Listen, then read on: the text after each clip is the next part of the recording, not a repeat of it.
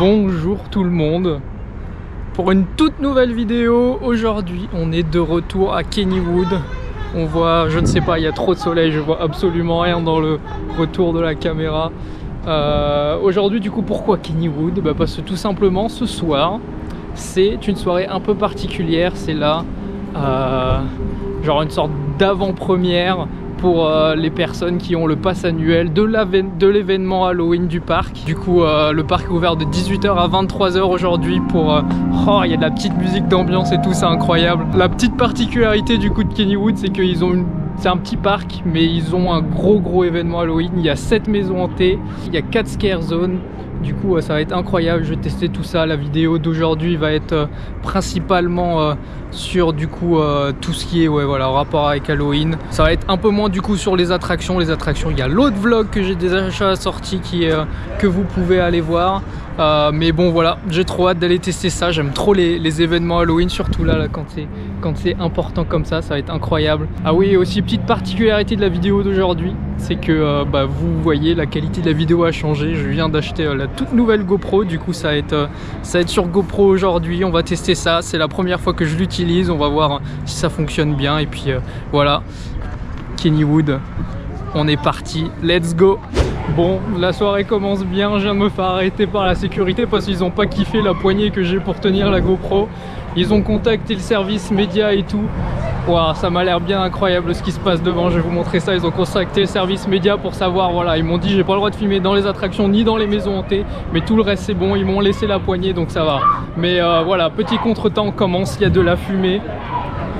Ça a l'air incroyable, il y a un gars en bas avec une tronçonneuse. Mon Dieu, déjà.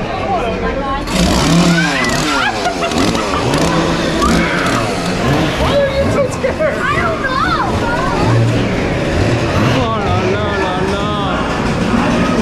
Regardez-moi ça.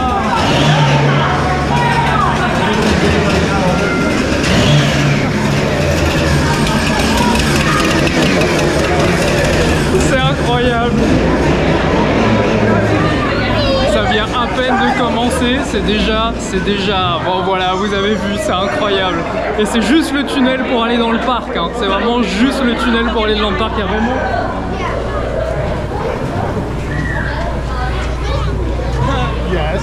Il y a vraiment de la fumée partout, c'est incroyable. C'est incroyable, j'ai beaucoup trop hâte de découvrir tout ça. Il y a des acteurs de partout, il y a des gens en citrouille juste devant. Ça, le parc est vraiment complètement transformé et ça c'est vraiment trop cool. Ils ont ajouté trop plein de trucs partout. Mais bon bref, c'est le moment d'aller découvrir tout ça. La hype elle a augmenté là. C'est... Waouh, ça va être incroyable, j'ai trop hâte. On va aller voir ce qui est disponible de faire. Les scare zones, les maisons hantées et voilà, à toutes. Waouh.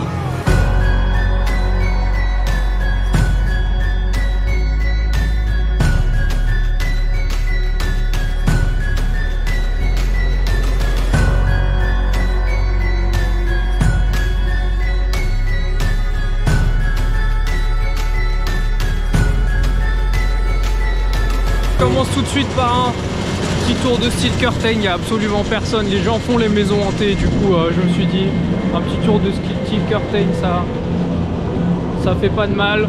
Je vous redonnerai mon avis juste après, un avis un peu plus concret, un peu plus précis que ce que j'avais donné dans la première vidéo. J'ai des trucs à vous dire sur l'attraction, je l'ai refait pas mal de fois depuis et voilà, je vous dirai ça juste après. J'ai été un petit peu optimiste pour Steel Curtain. Le truc c'est que ça fonctionnait qu'un train, donc ça a été un peu plus long que ce que je pensais. Mais bon, le truc que je voulais dire, c'est que en fait le problème avec Steel Curtain, c'est que l'idée est incroyable du coaster. Franchement la structure elle est trop belle. T'as des éléments qui sont vraiment très intéressants, qui pourraient rendre le coaster incroyable, mais le truc c'est que la réalisation est mauvaise. Tous les enchaînements sont très mous, les airtime sont très mous et tout. Et c'est ça qui me bloque. C'est ça qui me bloque avec Steel Curtain, c'est que ça pourrait être un très bon coaster, mais malheureusement ça ne l'est pas. Pour vous expliquer, vous avez la toute nouvelle maison hantée, Malice in Wonderland. Je pense que ça doit être très bien, vu que ça coûte quand même 15 $ normalement. Mais il y a un peu de monde. Vu que c'est la nouveauté, tout le monde s'est précipité dessus, mais bon, j'y reviendrai un peu plus tard. Je vais aller essayer de tester d'autres maisons hantées. Il y a une à l'entrée que j'ai vue, il n'y avait pas trop de monde tout à l'heure, on va aller essayer de faire ça. Et puis après, il y en a d'autres en extérieur que j'irai faire après, parce que juste en extérieur, il faut que ça soit, il faut qu'il fasse un peu plus nuit pour que ça soit intéressant. Mais bon, voilà, je vous tiens au courant. En tout cas, voilà, ça m'a l'air très intéressant tout ce que le parc a à proposer. Je ressors d'un petit tour de Jack Rabbit. J'aime beaucoup trop ce coaster. Il est tout petit, très court, il y a genre 3 descentes. Mais le bon airtime que tu te prends là avec le double down, c'est incroyable. Et en plus pour Halloween, du coup, ils ont rajouté dans le tunnel de la fumée avec des lumières et tout, c'est trop bien. Et sinon j'ai fait la maison hantée ici, Villa of the Vampire. Et qu'est-ce que je peux dire là-dessus? En vrai, il y a du bon, il y a du moins bon. Le bon, c'est que c'est très long. Il y a vraiment, le bâtiment est très grand, je sais pas combien, mais c'est assez long et ça c'est vraiment cool. Par contre le problème c'est qu'il y a beaucoup de parties où c'est vide du coup. Il y a des acteurs mais il pourrait y en avoir plus, il y a beaucoup de parties en fait où c'est juste un labyrinthe dans le noir et tu te déplaces. Bon en vrai pourquoi pas, mais voilà, je m'attendais à mieux. Après c'est que la première maison hantée, on verra les autres. Mais bon voilà.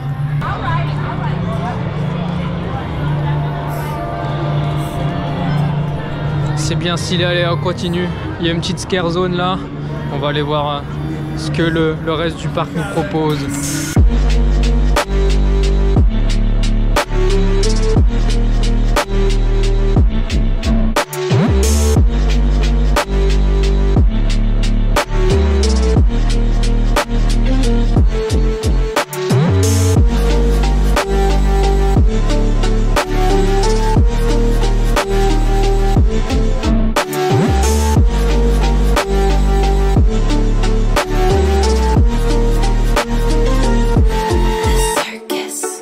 C'est bien sympa, mais on va aller voir le reste du parc. Par contre vraiment l'ambiance c'est incroyable, genre même le carrousel des chevaux, ils ont rajouté de la fumée, c'est enfumé et avec les petites lumières et tout, ça rend incroyable. Il y a de la fumée partout, ils ont mis des lumières partout, des trucs un peu spooky. L'ambiance est vraiment pas mal et j'attends de voir quand il fera nuit comme ça va être bien intéressant.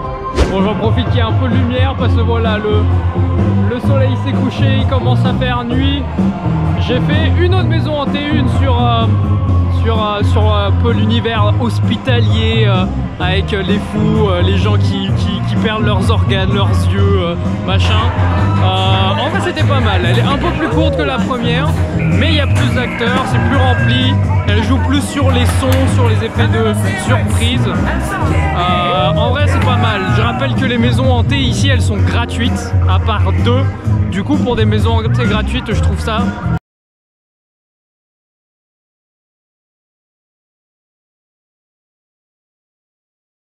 en plus dans les files d'attente des maisons hantées, il y a des acteurs qui viennent te titiller, je trouve ça vraiment super. Et donc voilà, on va aller tester Dark Shadows, elle s'appelle. C'est une un peu sur, je sais pas, on verra. Voilà, j'ai trouvé de la lumière, je disais. Alors tout d'abord, les frites de Potato Patch, du coup t'as une sorte de petit restaurant qui sert des frites en face de Thunderbolt et pas très loin de Phantom's Revenge. C'est incroyable, une tuerie. Je comprends que ça soit renommé pour ça. Il y a des gens, ils viennent juste à Kennywood juste pour tester les frites et ouais, franchement elles sont trop bien. Si vous venez à Kennywood, allez à ce resto, vous avez le choix. Ils te donnent en fait une grosse barquette de frites, après tu peux rajouter soit du cheddar, soit du bacon, soit les deux. Moi j'ai pris les deux, c'est 11 $, mais moi j'ai payé moins cher parce que du coup avec le pass annuel t'as une réduction, mais c'est trop bon, c'est incroyable. Et pour revenir sur les maisons hantées, j'ai fait Vaudou Bayou et c'est définitivement la meilleure maison hantée que j'ai faite jusque maintenant. Elle est très longue, les décors sont plutôt pas mal, il y a pas mal d'acteurs, il y a des petits passages vraiment très sympas, genre il y a un passage où tu passes à la queue leu-leu dans un tout petit, genre un passage hyper étroit où tu as énormément de fumée, du coup tu ne vois pas du tout où tu vas, c'est vraiment pas mal. Il y a ouais, les décors et tout en soi, c'est vraiment bien. Et puis après, il y a Dark Shadows aussi, j'ai bien aimé. Il n'y a pas du tout de décor par contre pour celui-là, mais c'est vraiment tout dans le noir. Et les acteurs sont noirs aussi, du coup tu ne vois pas les acteurs. Et ils te sautent dessus comme ça. C'est assez surprenant, c'est pas mal. Il y a des petits effets aussi. Tu dois passer dans des sortes de trucs gonflables où tu es complètement compressé. Il n'y a rien d'extraordinaire. Je trouve que ça n'a pas, par exemple, la qualité qu'on pourrait avoir pour des mazes à Walibi Belgium ou des trucs comme ça. Mais pour des maisons hantées gratuites, je trouve que c'est très très bien. Et voilà, du coup on va continuer, je vais continuer un peu ma soirée ici. Il reste plus beaucoup de temps, je vais essayer de faire un ride de Phantom's Revenge de nuit parce que ça m'a l'air bien intéressant. Et puis après on ira faire la nouvelle maison hantée Malice in Wonderland. Et je vous donnerai mon avis là-dessus. C'est une maison hantée payante, donc j'espère qu'elle sera mieux que les autres, que les décors seront plus développés, qu'on aura une maison hantée plus consistante. On va dire ça comme ça, mais bon, on va aller la faire et je vous dirai mon avis après dessus.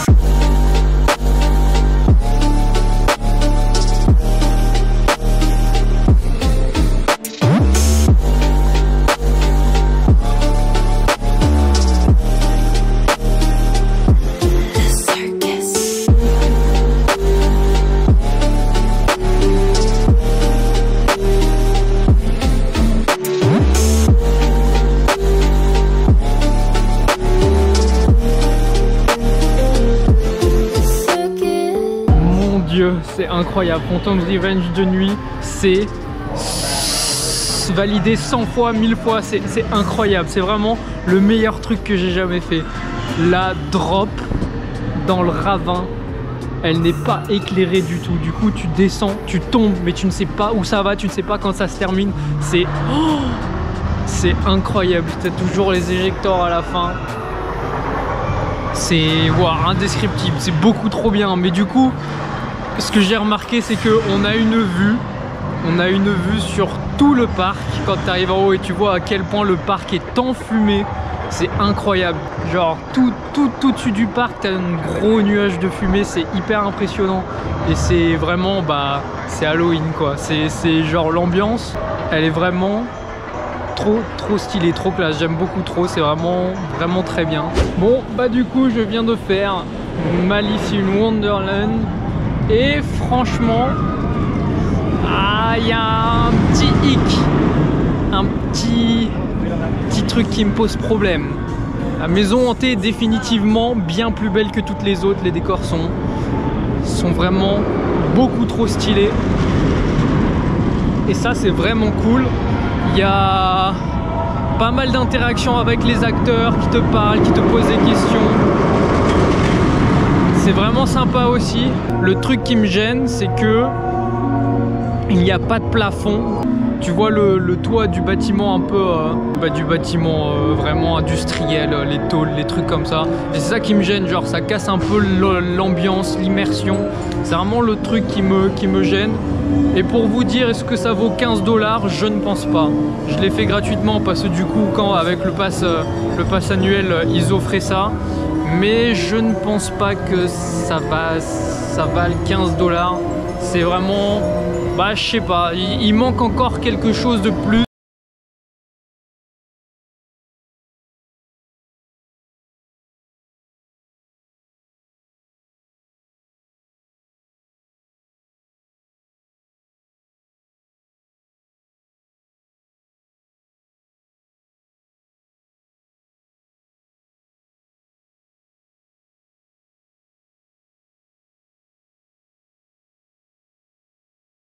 Et tout. L'ambiance avec toute la fumée, je redis, mais c'est vraiment pas mal. Et c'est après un bon ride de nuit sur Phantom's Revenge et la découverte d'une dernière maze, Kennyville Cemetery, que se termine cette soirée à Kennywood. Et du coup, pour clôturer cette vidéo, que dire du Phantom Fall Fest? Eh bien franchement, j'ai passé une très bonne soirée. Découvrir le parc sous un autre angle, de nuit, seulement éclairé par quelques lanternes, c'est une toute autre expérience et c'est vraiment sympa. J'aurais testé 6 maisons hantées sur les 7, la dernière étant la payante dans l'Arche de Noé, et malgré un manque d'immersion qui se ressent dans la plupart, l'offre reste tout à fait correcte. L'event n'est peut-être pas à la hauteur de ce que peut proposer Walibi Belgium ou Movie Park Germany, mais pour un parc de taille comparable à Plopsaland, c'est suffisant et on a largement de quoi faire en une soirée. Il m'aura manqué un grand frisson, les maisons hantées ne font pas forcément très peur, toujours à cause de ce manque d'immersion qui m'a un peu bloqué, mais pouvoir rider les coasters comme ça de nuit, surtout Phantom's Revenge, ça rattrape tout le reste. Je le redis, c'est vraiment une tuerie. Pour parler de la nouvelle maze, Alice in Wonderland, les décors sont au rendez-vous, mais elle ne fait pas spécialement peur. On y rentre par petits groupes, on est plus sur de l'immersion dans une histoire, de l'interaction avec les acteurs. Mais payer 15 $ pour ça, ça ne vaut pas le coup, faire les autres mazes qui sont gratuites fait largement l'affaire. Bref, malgré des défauts perceptibles, l'event reste quand même assez qualitatif pour un parc de cette taille. Ils ont fait l'effort de transformer l'entièreté du parc sans laisser de partie vide. L'éclairage est toujours très bien travaillé et être dans une perpétuelle brume impose une certaine atmosphère sur le parc qui est tout à fait appréciable. Je pense quand même qu'il aurait été judicieux d'enlever une maze ou deux et en échange améliorer les autres. 7 ça fait quand même beaucoup, mais bon, en avoir autant dans ce genre de parc, c'est quand même respectable. Malgré ça, je reste conquis par ce que propose le parc et je retournerai de toute façon profiter du parc de nuit d'autres week-ends parce que oui, c'est quand même incroyablement agréable. J'espère que cette vidéo sur le Phantom Fall Fest vous aura plu. Si c'est le cas, bien sûr, n'hésitez pas à vous abonner si ce n'est pas déjà fait, à activer les notifications et à liker comme d'habitude. On se retrouve très bientôt pour découvrir d'autres parcs aux États-Unis. Allez, à bientôt!